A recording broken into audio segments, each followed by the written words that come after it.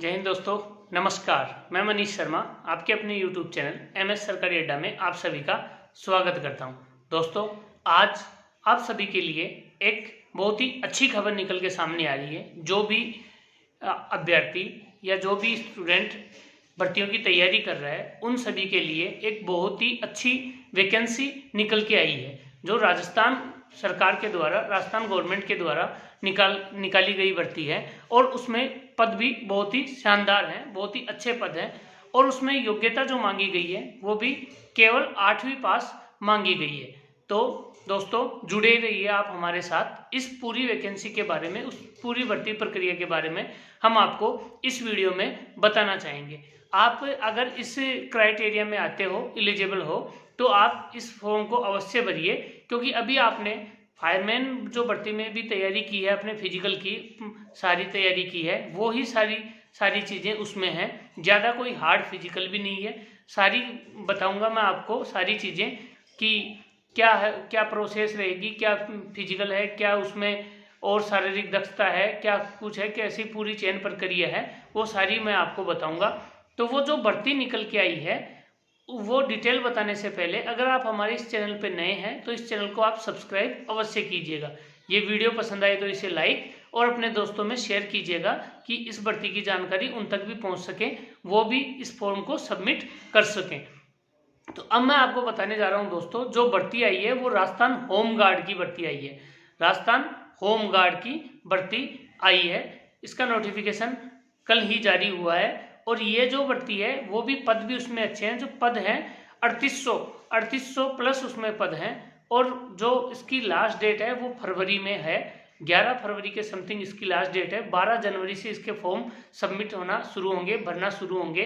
तो आप किसी भी चीज़ की देर ना कीजिएगा। जब भी ये फॉर्म 12 तारीख से स्टार्ट हो, अगर आप इस क्राइटेरिया में आते हैं, आपकी एज उसमें है और भी सारी चीज़ें हैं, तो आप इस फॉर्म को भर सकते हैं, फिल कर सकते हैं। अब मैं आपको बताने जा रहा हूँ इस सारी भर्ती का एडवर्टाइजमेंट, जो विज्ञप्ति आई है उसकी, कि आपको कहाँ कौन से ज़िले में कितने पद हैं, क्या है, सारी चीज़ें मैं आपको बताने जा रहा हूँ। और इस ये जो विज्ञप्ति है, मैं इस वीडियो के डिस्क्रिप्शन बॉक्स में मेरे जो व्हाट्सएप ग्रुप है, टेलीग्राम है, ग्रुप है, इन सब के लिंक मैं उसमें शेयर कर दूंगा। आप वहां ज्वाइन करके इस विज्ञप्ति का विस्तृत जो विज्ञप्ति है, वो नोटिफिकेशन है, वो आप देख सकेंगे। वहां पे आप ग्रुप ज्वाइन कीजिएगा। और भी सारी वैकेंसियां जो आती हैं उनके भी हम डिटेल्स उनमें डालते हैं, ग्रुप में डालते हैं।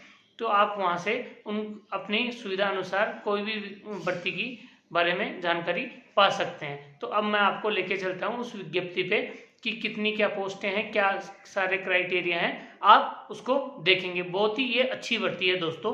आप इसमें जाना चाहो तो ये फॉर्म सबमिट कर सकते हैं। तो दोस्तों, ये देखिए, अब जो इस भर्ती की पूरी जो डिटेल्स है मैं आपके सामने रख रहा हूँ। आप इसमें ध्यान से देखिएगा कि आप इसके लिए एलिजिबल हो या नहीं। ये देखो, निर्देशालय गृह रक्षा राजस्थान जयपुर, इसके माध्यम से ये भर्ती निकली है। देखो, ये दिनांक दे रखी है 9/1/2023, यानी कि कल ही ये भर्ती जारी हुई है। गृह रक्षा स्वयंसेवक नामांकन हेतु विज्ञप्ति। अब आप इसमें ऊपर चलिएगा, सारा इसमें दे रखा है कि कब से फॉर्म सबमिट होंगे, कब से नहीं होंगे। ये तो इसकी डिटेल है। राजस्थान गृह रक्षा अधिनियम 1963 के तहत धारा 2 के अंतर्गत ये सारा इसमें है। अब ये देखो कितने पदों पे निकाली गई है। गृह रक्षा दल की बटालियनों की कंपनियों में स्वयंसेवकों की 3842 3842 रिक्त पदों पर नामांकन के लिए योग्य अभ्यर्थियों से ऑनलाइन आवेदन पत्र आमंत्रित किए जाते हैं। यह आवेदन पत्र इस विज्ञप्ति के विभागीय वेबसाइट तथा समाचार पत्रों में प्रकाशित होने के बाद दिनांक 12/1/2023 मध्य रात्रि से भरे जाना शुरू होकर 11/2/2023 तक भरे जा सकेंगे। तो ये देख लो दोस्तों, ये 12/1/2023 मध्य रात्रि से 11/2/2023 तक भरे जा सकेंगे। इसमें नामांकन प्रारंभ करने, प्रवेश पत्र जारी करने से संबंधित सूचना पृथक से समाचार पत्रों, विभागीय वेबसाइटों पर उपलब्ध करा दी जाएगी। कि यानी कि जो भी नामांकन प्रक्रिया प्रारंभ होगी, प्रवेश पत्र जारी किए जाएंगे, ये सारी डिटेल वेबसाइट के माध्यम से, समाचार पत्रों के माध्यम से अपने को उपलब्ध करा दी जाएंगी। तो ये बहुत ही शानदार भर्ती आई है। 3842 3842 पदों पे ये भर्ती आई है। तो आप इसमें अब आगे आपको सारी डिटेल्स में बता देता हूँ। ये आवेदन प्रक्रिया है, कैसे आपको आवेदन करना है, क्या करना है। ये ऑनलाइन आवेदन होंगे। ये देखो SSO ID के माध्यम से ऑनलाइन आवेदन होंगे। ये देखो किसी भी आवेदन द्वारा ऑनलाइन आवेदन फॉर्म निम्नानुसार भरा जा सकता है। ये सारी डिटेल्स है। मेन जो टॉपिक है उस पर मैं आपको लेके चलता हूँ, क्या सारे टॉपिक हैं। ये देख लो, इसमें परीक्षा शुल्क भी दे रखा है। परीक्षा शुल्क देख लो, सामान्य अन्य पिछड़ा वर्ग हेतु 250 रुपये और अनुसूचित जाति, अनुसूचित जनजाति, EWS और MBS वर्ग के लिए 200 रुपये का आवेदन शुल्क इसमें दिया गया है।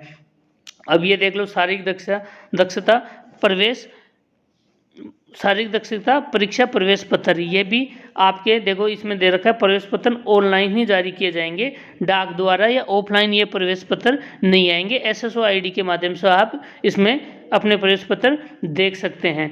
ये देखो, ये सारे रिक्त पद दिखाए गए हैं। इसमें कौन से ज़िले में कितने रिक्त पद हैं, कौन से ज़िले में कहाँ क्या है, तो ये सारी डिटेल जो आपको दी गई है वो सारी डिटेल इसमें दी हुई है। ये सारा जो रिक्त पदों का विवरण है ये मैं मेरे टेलीग्राम पे और व्हाट्सएप ग्रुप पे ये सारा नोटिफिकेशन मैं वहाँ पे डाल दूँगा। आप उस पर भी देख सकते हैं सारी डिटेल्स, ये सारा उसमें दे रखा है। उसके बाद में जो है नामांकन हेतु परीक्षा के अंदर, अब ये देखो इसमें क्या प्रक्रिया जो है, उसमें चयन प्रक्रिया की डिटेल आपको मैं बताता हूँ। ये देखो, इसमें दिया गया है गृह रक्षा स्वयं सेवकों के नामांकन हेतु चयन प्रक्रिया अप्रैल 2023 के प्रथम सप्ताह में आयोजित किए जाने की संभावना है। अप्रैल 2023 के प्रथम सप्ताह में किए जाने की संभावना है। विभाग द्वारा उक्त नामांकन प्रक्रिया की कार्रवाई शारीरिक दक्षता परीक्षा PET, पहले शारीरिक दक्षता होगी, फिर शारीरिक मापतोल परीक्षा PST एवं दस्तावेज सत्यापन इत्यादि प्रक्रिया प्रारंभ करने की सूचना और प्रकाशन समाचार पत्र व विभागीय वेबसाइट एवं परीक्षा प्रारंभ करने की तिथि से 15 दिवस पूर्व कर दिया जाएगा। ये देख लो, 15 दिन पहले ही ये सारी सूचना आपको मिल जाएगी। विभाग द्वारा प्रत्येक अभ्यर्थी के नामांकन चयन प्रक्रिया हेतु कम से कम 7 दिवस पूर्व प्रवेश पत्र जारी कर दिए जाएंगे। जो अपने को सूचना है वो 15 दिन पूर्व मिलेगी कि आपके फिजिकल वगैरह कब होंगे, और उसके बाद में जो है 7 दिन पहले एडमिट कार्ड जारी कर दिए जाएंगे। ये सूचना उनकी ईमेल ID और मोबाइल SMS सेवा के माध्यम से भी दी जाएगी। अब ये देखो, आरक्षण वगैरह है, इस भर्ती में किसको कितना आरक्षण है वो सारी प्रक्रिया है। अब मैं आपको मेन जो लेके चलता हूँ, जो शारीरिक दक्षता परीक्षा होगी। ये देखो, आयु सीमा देख लो, आयु में क्या क्या छूट दी गई है, क्या नहीं दी गई। आयु सीमा, राजस्थान होमगार्ड नियम 1962 के नियम 9 के अनुसार आवेदक की आयु 1/1/2023 को 18 से 35 वर्ष, मतलब आप 18 से 35 वर्ष के बीच में आ रहे हैं, आपकी आयु है, तो आप ये फॉर्म भरने के लिए हो, मतलब आप ये फॉर्म भर सकते हो। अधिक नहीं होनी चाहिए, अर्थात आवेदक या आवेदिका जो भी है, बॉयज़ या गर्ल्स, वो 1/1/2005 के बाद 1/1/1988 से पूर्व का नहीं हो, मतलब 1988 तक जिसकी एज है, जिसका डेट ऑफ बर्थ है, वो इस फॉर्म को भर सकता है, और 2005 के पूर्व का, इसके बाद का नहीं भर सकता। अब देखो, फिजिकल शारीरिक मापदंड, अभ्यर्थियों की ऊंचाई व सीने की न्यूनतम माप व वजन नियमानुसार होंगे। ये देख लो, ये जो चेस्ट वगैरह हाइट ये सब है, ये है। न्यूनतम ऊंचाई पुरुष के लिए 168 सेंटीमीटर और महिला के लिए 152 सेंटीमीटर है, और 12 जिले में शहरिया जो जनजाति है उसके लिए ये क्राइटेरिया अलग है। अब सीना केवल पुरुषों के लिए बिना फुलाए 81 सेंटीमीटर और फुलाने के बाद में 86 सेंटीमीटर, यानी कि कम से कम 5 फुलाव होना चाहिए। वजन केवल महिलाओं के लिए, पुरुषों में इसमें लागू नहीं है, 47.5 किलोग्राम ये इसमें वजन है, और महिलाओं के लिए जो चेस्ट है वो लागू नहीं, इसमें सारा सब कुछ दे रखा है। अब इसके अलावा जो छूट है चेस्ट वगैरह में, उसमें दिया हुआ है, अनुसूचित जाति और जनजाति के अभ्यर्थियों को उपयुक्त मापदंडों में उपलब्ध नहीं हो पा रहे हो तो न्यूनतम लंबाई व सीने की न्यूनतम माप में 5 सेंटीमीटर की छूट दी जा सकेगी, किंतु 5 सेंटीमीटर सीना फुलाए जाने की अनिवार्यता रहेगी। जो 81 है जो न्यूनतम जो माप है 81 उसमें छूट दी जाएगी। जो चेस्ट फुलाव है 5 सेंटीमीटर वो चेस्ट फुलाना पड़ेगा। ये अनुसूचित जाति और जनजाति के जो अभ्यर्थी हैं उनके लिए होगा। अब ये देखो ये चिकित्सा मापदंड है, चिकित्सा मापदंड भी ये सब होगा। अब इसके बाद में जो है वो आपको ये पंजीकरण वगैरह फॉर्म कैसे भरने हैं कैसे नहीं भरने हैं। अब देखो ये इसके चरण भी हैं। प्रथम चरण जो है, प्रथम चरण में क्या रहेगा, ये है प्रथम चरण शारीरिक दक्षता परीक्षा। इसमें फिजिकल पहले पीईटी होगी, शारीरिक दक्षता परीक्षा। पंजीकरण में योग्य पाए गए अभ्यर्थियों की शारीरिक दक्षता परीक्षा में शामिल किया जाएगा। महिला अभ्यर्थी जो शारीरिक दक्षता परीक्षा के समय गर्भवती है तो उसको सलाह दी जाती है कि ये इसमें भाग नहीं लेवे, यदि भाग लेगी तो उसके स्वयं की जिम्मेदारी होगी। इस हेतु पृथक से शारीरिक दक्षता परीक्षा का कोई प्रावधान नहीं है, इसके लिए अतिरिक्त अवसर नहीं दिया जाएगा। शारीरिक दक्षता परीक्षा के मापदंड और जो अंक हैं वो निम्नानुसार होंगे। अब जो अंक आपको दिए गए हैं वो ये देख लो। पुरुष वर्ग दौड़ है 1000 मीटर की। ये जो पुरुष वर्ग है उसमें 1000 मीटर की दौड़ है, यानी 1 किलोमीटर की इसमें दौड़ है। अधिकतम अंक 15 है। ये अंक डिवाइड किए हुए हैं। अगर कोई बंदा कोई अभ्यर्थी 1 मिनट 30 सेकंड तक ये दौड़ करेगा उसको पूरे 15 अंक मिलेंगे। 3 मिनट 45 सेकंड तक करेगा उसको 10 अंक मिलेंगे। 4 मिनट तक करेगा उसको 5 मिलेंगे और 4 मिनट से अधिक जो लेगा उसको 0 अंक मिलेगा। इसमें 0 अंक का भी प्रावधान है, 0 अंक मिलेगा। उसके बाद में महिला वर्ग के लिए है, ये दौड़ 800 मीटर की है, वो भी यही सारे क्राइटेरिया हैं। 3 मिनट 30 सेकंड तक करेगा 15 अंक, 3 मिनट 50 सेकंड तक करेगा 10 अंक, 4 मिनट 10 सेकंड तक करेगा 5 अंक और 4 मिनट 10 सेकंड से अधिक महिला जो ये रेस करेगी उसको 0 अंक दिया जाएगा। उसके बाद में पुरुष वर्ग के लिए चिन्हप, ये दूसरा जो डिटेल है वो है चिन्हप है।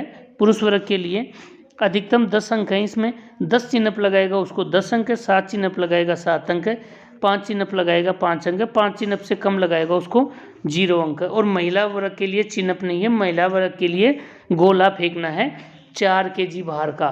4 kg उस गोले का वेट रहेगा। जो 16 फीट फेंकेगी उसको पूरे 10 अंक है, जो 15 फीट फेंकेगी उसको 7 अंक है, 14 फीट फेंकेगी 5 अंक है और 14 फीट से कम जो फेंकेगी उसको 0 अंक दिया जाएगा।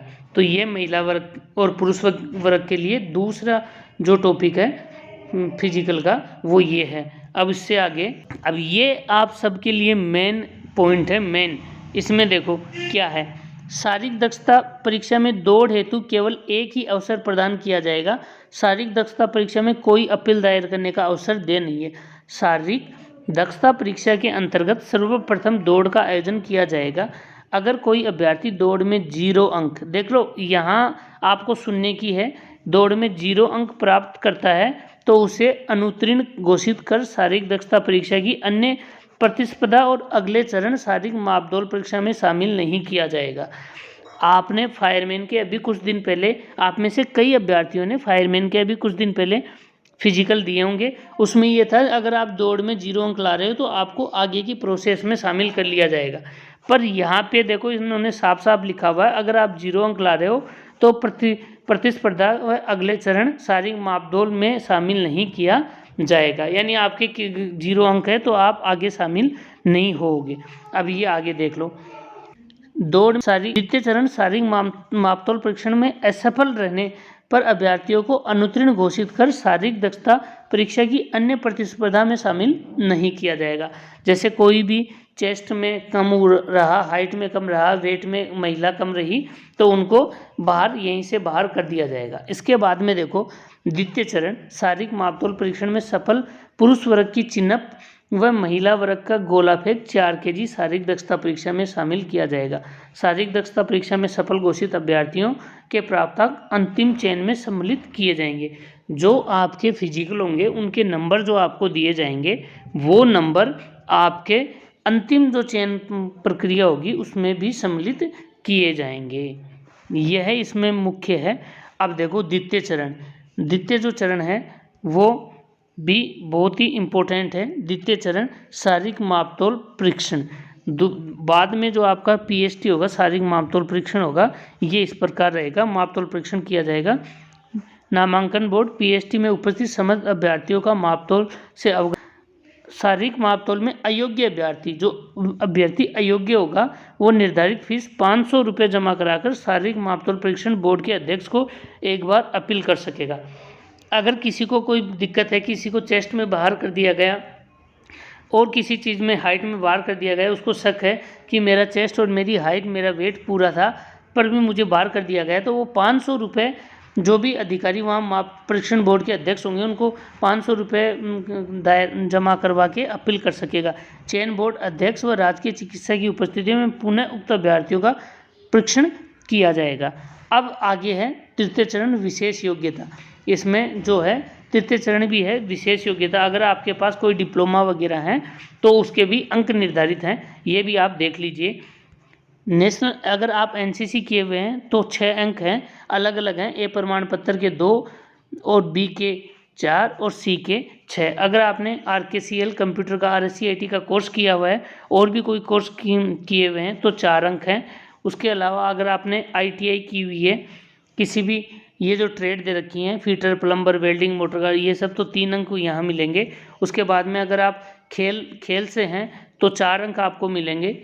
अगर आप खेल से हैं तो 4 अंक आपको मिलेंगे। आपने स्काउट के प्रमाण पत्र हैं, ये भी अंक डिवाइड हैं तो भी यहाँ 4 अंक है।